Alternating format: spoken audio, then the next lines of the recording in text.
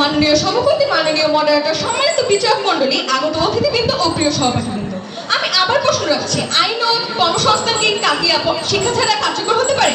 আমার উত্তর না, কখনোই না। শিক্ষিত নারী তার অধিকার জানে এবং প্রয়োগ করতে পারে। কর্মসংস্থান দক্ষতা আসে শিক্ষার মাধ্যমে। সামাজিক সংস্কার শিক্ষার আরো দ্রুত হয়। আমার বিপক্ষ দল বলেছেন সচেতনতা হচ্ছে নারীর একমাত্র মূল অধিকার, কিন্তু আমি বলি শিক্ষা ছাড়া কি সচেতনতা তৈরি হতে পারে? এটা কখনোই হতে পারে না। বিপক্ষ বলেছে আইন ও সামাজিক দৃষ্টিভঙ্গি নারীর অধিকার রক্ষা নিশ্চিত করে। আমি বলি শিক্ষাহীন নারী জানেই না কোন অধিকার, কোন আইন তাকে সুরক্ষা দেয়, তখন সে নিরুপদ্রবী হয়ে থাকে। তাই আইন, কর্মসংস্থান ও সংস্কারের কার্যকারিতা নির্ভর করে শিক্ষার উপর। আপনি